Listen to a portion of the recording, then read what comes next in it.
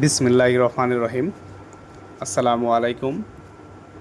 আজ 13ই আগস্ট 2026।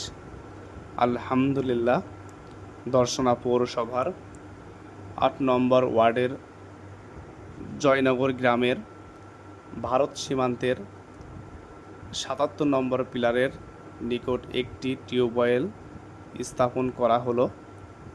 এতে কৃষকের দীর্ঘদিনের পানির সংকট ও কৃষিকাজে পানি ব্যবহারের যে দুর্ভোগ ছিল সেটি অনেকটাই লাঘব হবে ইনশাল্লাহ।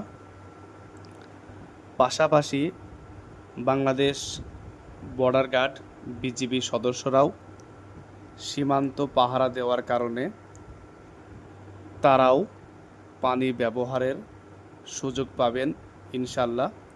ধন্যবাদ সবাইকে।